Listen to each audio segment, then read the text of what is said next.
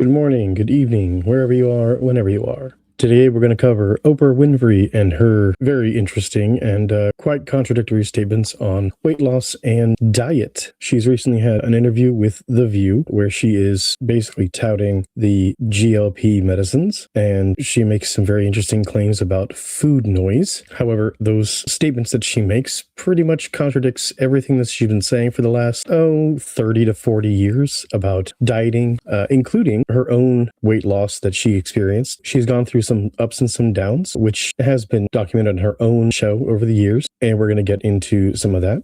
The reason why I've done this book with Dr. Anya is because what I felt all those years, the shame and the blame that I gave to myself, I felt it because it was my fault. I felt it was my fault I was overweight. But it was your fault you were overweight. I mean, really, it was, but she doesn't think so, and we'll see in a minute why. And so when comedians made fun of me, I felt like, well, it's okay for me to be the butt of their jokes because I should be losing the weight. That's a true statement. You should be losing the weight, especially if you are a public figure and you want to look good, because that's the point of shame. Nobody can shame you if you don't already feel those feelings yourself. And that's the problem. If you don't already feel bad about it, then you can't be shamed. I should be able to keep the weight off. And I felt embarrassed every time I put the weight back on. So I accepted it because I thought they were right.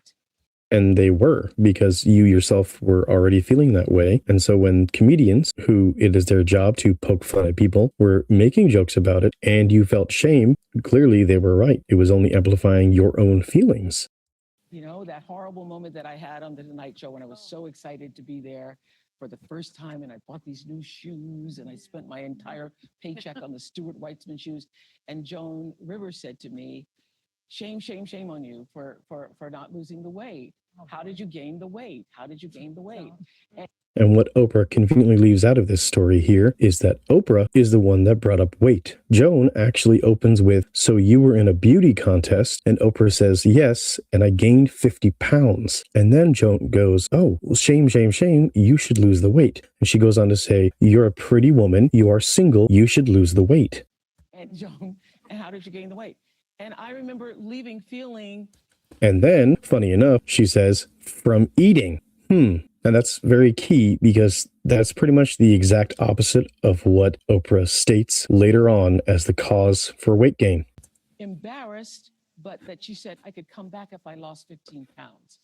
And that's also an absolute direct lie to what happened. Joan, I wish I could play the clip for you, unfortunately, because I looked for it, and it's because the clip is so old, it is on mono, and so it's only going to play through one side of the system. And so I already tested it. It's not going to play through. It comes in very, very low, and I can't amplify the sound in order to bring it through. However, what happens is Joan says, "I want to lose 5 pounds, and I want you to lose 15. And then once I lose the 5 and you lose the 15, the next time I'm back and you're back, we can discuss it." That's actually what happened. She didn't say you can only come back once you lose 15 pounds. So that's an absolute direct lie right here from Oprah. And I believe she also mentions this in one of her books. And so she's just absolutely slandering. I guess if it's print, it's libel, but now that it's spoken, it's slander against Joan Rivers. So I wasn't even like upset with her. I thought, I got to get on it. I got to lose those 15 pounds. Yeah.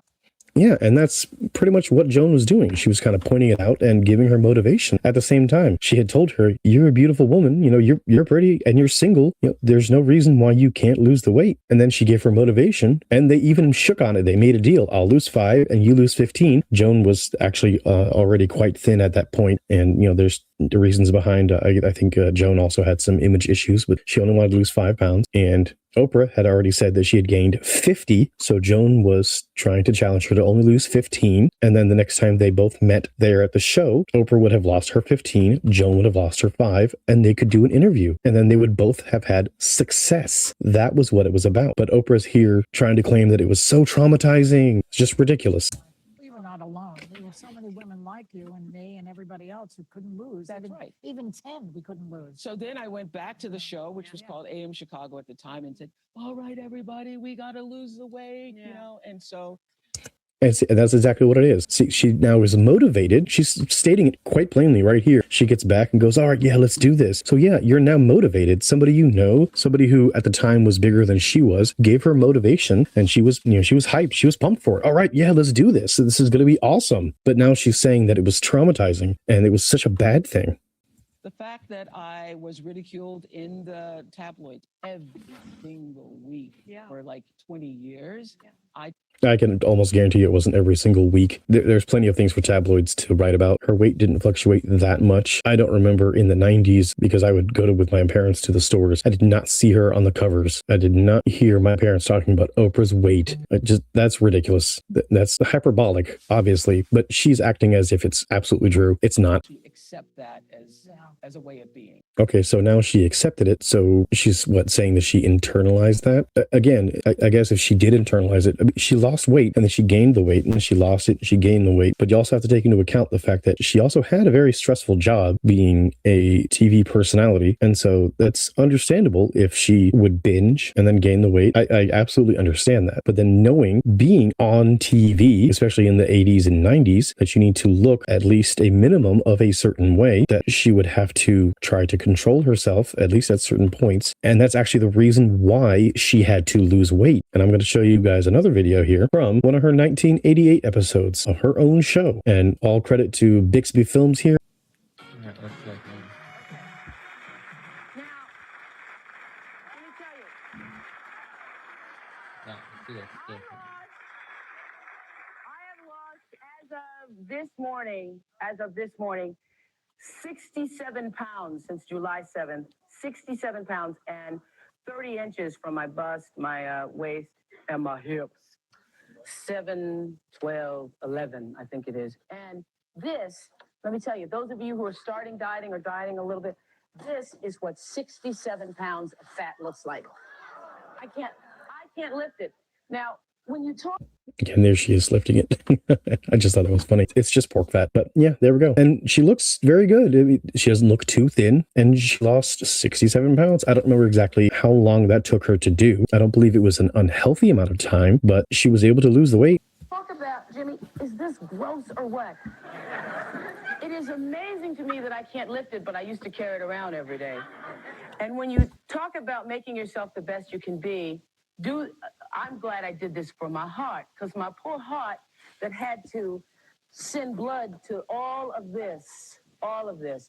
And his message at the end was to look at part 2 to find out how she did it. I looked and I could not find part 2. I really wanted to show you guys, but unfortunately I couldn't. I believe she did talk about changing her diet, though. If I remember correctly, it was diet and exercise. And that's what she was espousing. It wasn't weight loss medication. It was diet and exercise. And then we'll go over here real quick to her, once again, mischaracterizing what Joan said. It'll show a slight clip, but it'll be completely out of context. My first appearance on The Tonight Show.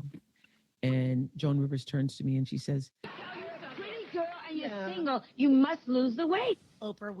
And there it is. She said, "You're a pretty girl and you're single. You must lose the weight." But that clip is completely out of context, because once again, Oprah's the one that brought up the fact that she had gained 50 pounds. And then Joan said, "Shame, shame, shame." And she wasn't saying shame on you. She was saying it's a shame that you've gained all that weight. And now you need to lose it. You gained it. You need to lose it. that's what got me to use the medications and to come out about using the medications and no longer feel shame about the medications, because I've been on blood pressure medication for as long as I can remember, because both of my parents have high blood pressure.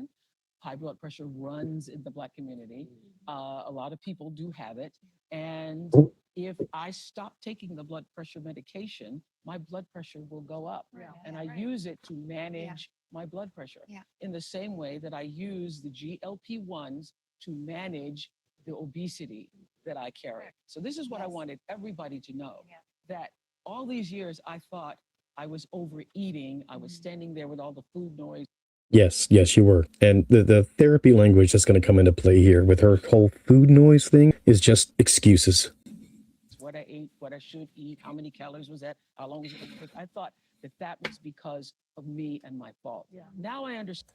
Everything she just said is utter crap. Those are all things that you need to pay attention to if you're trying to lose weight, especially a large amount. The amount of calories that you're taking, what you're actually eating. You need to pay attention to those things, especially if you're having to change your diet. And I don't mean going on a diet. I'm talking about changing your actual diet, changing what you're eating overall, not just, oh, I'm going to go on this diet for 2 weeks and see if I can lose 10 pounds or this or that. Changing your actual diet, what you are eating overall. Understand that if you carry the obesity gene, if that is what you have, that is what makes you overeat.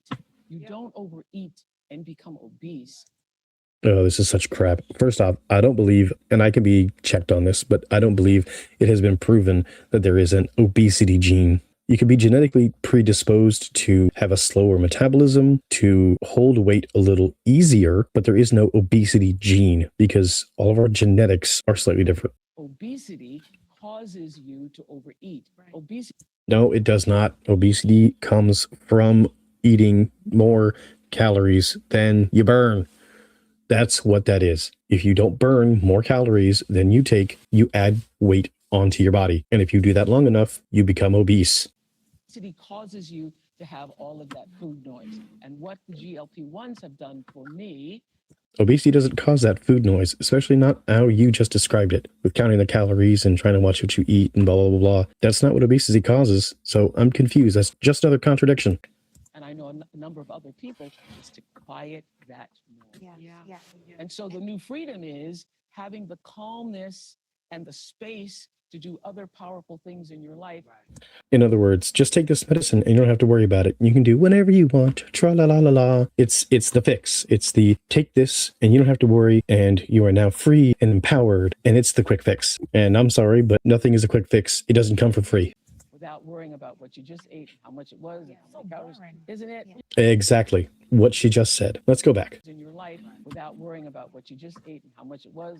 Without worrying what you just ate and how much it was, meaning the calories. That's exactly it. I'm just going to take this medicine and I can eat whatever I want. It doesn't matter. I'll be okay. I don't have to worry. I can just take this medicine and I'll be a skinny mini because that's how I want to look. Isn't it? Yeah. We bored ourselves for years. Yeah, we bored ourselves for years. This book does a great job, I think, explaining the journey, explaining the biology. So thank you. It's going to help More therapy language, explaining the journey that you went on.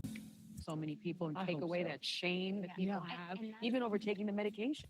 And once again, shame cannot be felt unless you already have those feelings yourself. And people have shame Yes. over it. But let me ask you this, Oprah, because I think something that people love about you is that you were always very open about your struggles with weight and all the diets that you tried. You said somewhere that Now, that is true. That is something to give her credit for. And like I said, because she has gone up and down so many times, you've seen her on the Oprah Winfrey Show, and she would talk about it. It's something that she was open with for the entire time. So, I mean, that's absolutely a true statement.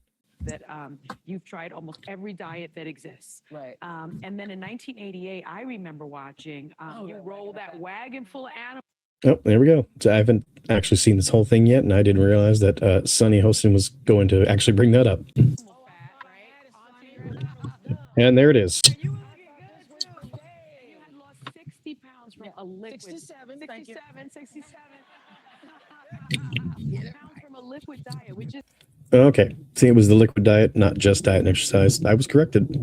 sustainable we know now, but Yeah. then it was amazing. But you say that was the moment that you regret the most. Yes, you know why it's one of my biggest regrets? Because I think that moment contributed to the diet culture in a way to say, look at what I've done, now you can do it. And even though everybody said to me, oh, But she did do it. Therefore, that does kind of prove that it's possible. So, I mean, it's kind of like the United States putting somebody on the moon and then saying, well, just because we did it doesn't mean it can't be done anymore. oh, you're going to put it back on, because I thought it was my fault. And because I always thought, like so many of you in the world are thinking about willpower. It is not. Because No, it is. You just think it's not because you're making excuses. I thought it was about willpower. I thought that moment, oh, it's gone. I thought that moment had proven that I have the willpower, because I went It did. And you did. But now you're making excuses. 4 months and I didn't eat a morsel of food. My regret is, Did you feel sick? Did you feel tired? no, I didn't, because you're drinking the liquid supplements. Still. But yeah. after a while, after the first 4 days, you actually get energy. Oh. But I'm not recommending it, okay? But I'm saying I mean, again, she's kind of endorsing it because she just said after the first 4 days, yeah, you do get energy. I mean, she's saying right there that, yeah, it was perfectly fine. A lot of diets, it takes 3 to 5 days to kind of adjust to it, especially the fad diets. And that's exactly what she was doing, going on a liquid diet. But if you modify it so that you're doing some liquid meals along with some solid meals, I mean, I'm sure that would be a perfect way to actually live your life. That's just the way that some people do their regular daily meals to begin with. I know people, and I know this is anecdotal, but I know plenty of people who do eat a meal is just yogurt, and it might have fruit in it or it might not, but it's yogurt, and some of them are homemade, and then they have 2 other meals or maybe even 3 other small meals throughout the day, and technically the yogurt would be a liquid meal, not watery, but you guys know what I mean.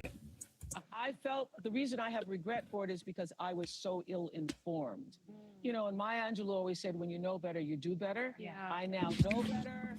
Yeah. So that's why I've written enough to help people, or co-written with Dr. Anya to help people understand. If you're still trying to do it through willpower, you're not going to make it. Yeah.